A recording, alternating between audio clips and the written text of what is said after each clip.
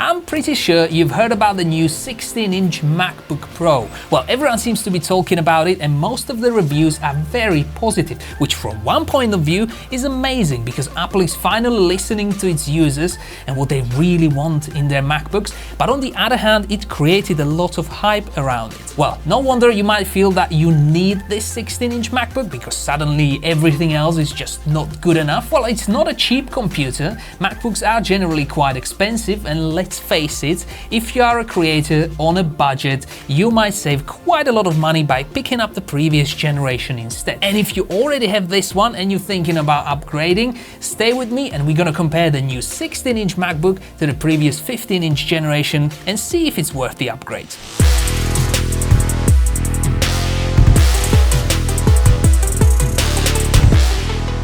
Hey there, welcome to INTEGNITY channel. My name is Tom and I'm here to help you improve the visual side of your content. If you love to create and you want to learn cool stuff like After Effects, Premiere, video production tips, what equipment you should use and everything else a good creator might need, hit that subscribe button and don't forget to click on the bell icon next to it to get notified when we have a new video on YouTube. Now, to better understand my point of view when I'm comparing these machines, it's kind of important to know how I use them. For me, this is my main machine where I do almost all of my business work, After Effects, coding. I do quite a lot of UX design in Sketch, Photoshop, some light editing in Premiere. But my point is, this machine gets used quite a bit. I would say easy 9 to 10 hours every day, and sometimes even longer when I have to do things like rendering overnight and so on. I usually upgrade every 3 to 4 years, and that's me using it every single day. That's why I wanted to do this video, because you might be in the same situation, running on 2015, 2016, 17, or even 2018, and you might be thinking of upgrading to the latest 16-inch. There is a lot to like about this new generation of MacBooks. You can choose between i7 or i9 models. This one is 2.3 GHz i9 model.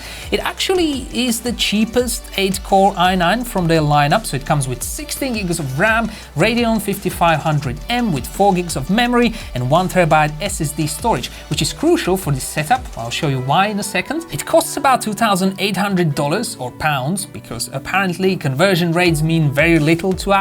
On the positive note, it costs the same as the previous 15-inch generation, which might feel like you're getting all of these upgrades for free. Well, don't think like that. You still have to pay the full price, right? Guys, if you like these videos and you want to support our channel, it would mean a lot to me if you go and check out the new version of Photomotion. Photomotion helps you convert your static 2D pictures into professional-looking 3D photo animations, all within After Effects, so you don't need any external 3D software. It comes with multiple tools specifically designed for photo animations, such as portrait animation, parallax images, depth animations, and almost everything in between, including the ability to create cinemagraphs and plotagraphs. We guarantee this is the only photo animation toolkit you will ever need to create high-quality, professional-looking animations. And don't be afraid if you've never done any photo animation before. We've got you covered with more than 8 hours of video courses and our own dedicated animation team on live chat that will help you whenever you need. So if you're thinking about making your images stand out, try creating 3D photos from them by using tools we included in Photomotion. And of course, let me know, because I'm always super excited to see what you guys create with it. Just visually comparing these two, you can see that the 16-inch is actually slightly thicker,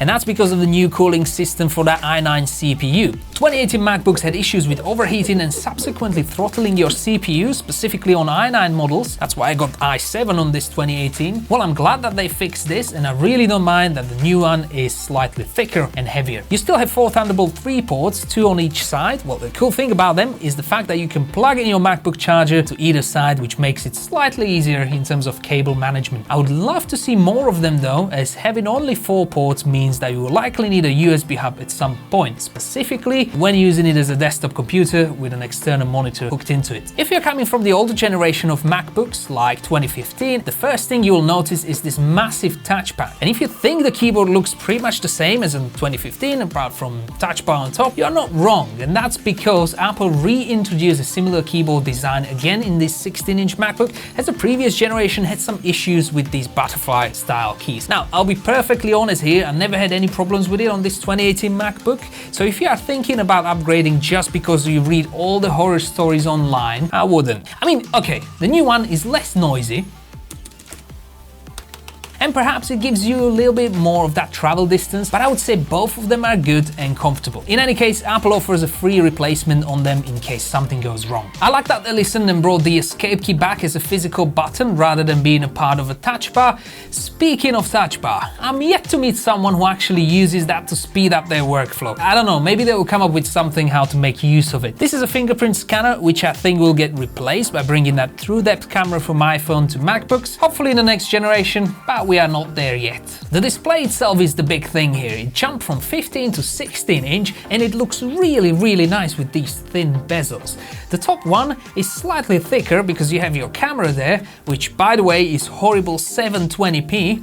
The microphone and speakers are really good, but that camera, I mean, come on Apple, just upgrade it already. I absolutely love these MacBook displays though. If you are coming from, let's say, 1080p screen, which is still relatively common on laptops, you will never go back. And now you have even bigger 16 inch of that super sharp Retina display. It is really good. Take After Effects for example. It's cluttered with panels and buttons, and that's before you even start installing additional plugins, so that extra inch does quite a bit. And the same goes for Premiere. Size doesn't matter as much in Photoshop and Sketch because the interface is not that cluttered, but that Retina display matters a lot, especially when you're working with vector stuff like icons, user interfaces, typography, and so on. So if you don't have Retina display yet, this 16 inch is worth every penny. If you are upgrading from 15 inch MacBook that already has Retina, I don't know. That extra inch is nice and useful, but is it worth the upgrade? Probably not, but I'll leave that to you because some of you might actually benefit from that extra inch. Now, when you're getting a laptop, you are probably thinking about portability. That goes hand in hand with the battery that's inside, and in this 16 inch MacBook, the battery is excellent, pretty much hitting the 100-watt limit that you can take with you on a plane. Apple claims 11 hours running on a battery power, but keep in mind this is while browsing the web, probably with Safari and perhaps some other light tasks. If you are a creator though, you already know that 11 hours is nowhere near what you're gonna get. Realistically, you're looking at 3 to 4 hours of battery on a typical day-to-day content production work. Includes a bit of editing in Premiere and After Effects, probably browsing the web, doing some design work, Slack, and so on. Now, of course, this drops further with heavy use of tools such as After Effects. On relatively complex projects with a lot of RAM previews, I was averaging about 1 to 1.5 hours. It might seem low when you compare that to 11 hours, but it is pretty much as good as it gets running these CPU and GPU intensive tasks. The charger for this MacBook is quite compact, the charging cable is detachable, you can plug it into any of these 4 Thunderbolt ports, and it takes about 2 hours to fully charge. Let's talk about storage. If you do video editing on these machines, you probably know that the cache created by After Effects or Premiere can pretty much fill your whole drive in a matter of minutes. Add Dropboxing files into that mix and I can guarantee you that anything below 500 gig is not going to be enough. Thankfully, Apple has discontinued 256 gig SSDs, so even the base i7 model gets 512 gigs by default, while i9 gets 1 terabyte. Now, if you take anything from this video, let it be this. Go for 1 terabyte SSD. Here's what I found by using 500 gig SSD in these previous MacBooks for day-to-day work. You will most likely run into space issues when dealing with video files and everything that comes with it. And of course, I get it, you probably have a dedicated external SSD for caching and another one for storing your files and then another 2 for backups. And if you don't, you should, but that's for another video. But in this case, the most significant benefit you will get from opting out for larger SSD is the ability to split that drive into 2 and install Windows on one of them via Boot Camp. Yes, Windows from Microsoft. Apart from confusing half of the coffee shop crowd by emitting Windows sounds from your Mac, you'll also gain a great deal of flexibility of having both operating systems under one roof. There's a lot to talk about around this topic, so let me know if you want to see a full tutorial. In any case, I think this alone makes this new MacBook way more interesting because let's face it, there's still a lot of tools for creatives that work better under Windows environment and vice versa. So I think having that space on your SSD to do this without plugging in any external storage is excellent. You are essentially getting 2 computers in one, both with the great trackpad, great battery, high-res display and i9 CPU. Now, of course, if your budget allows, you can go higher than 1 terabyte all the way up to 8 terabytes. Just try to stay away from 500 gig drives if you are creating content and want to have both systems installed at the same time. You might be on the same boat as I am with this 2018 MacBook running i7 because back in the day, i9 had these thermal issues and you might be thinking thinking of upgrading to i9. We ran some benchmarks in Premiere and After Effects, and yes, of course, i9 was faster in all of them. We're gonna make a separate video about benchmarking this MacBook in Premiere and After Effects and comparing it to desktop-grade i9. But one thing you really need to keep in mind is that you will unlikely be putting that CPU under such heavy load consistently. Don't be obsessed with that percentage decrease in those render times, as from day-to-day point of view, it very rarely means anything useful. If you were rendering all day and night, then yes, you could say I save X hours every day. Perhaps if you're freelancing, you can fit in more client work in that saved time, but in reality, your average day-to-day CPU use is going to be around 20%. At that level, you will notice very little real performance increase, if any, between these i7s and i9s. But that's just my advice to simply take any benchmark you see with a pinch of salt, as it's way more important to pay attention to things you're gonna be using 100% of your time, such as good keyboard, nice touchpad, high-res displays, and perhaps a good battery. The final question is this new 16-inch MacBook Pro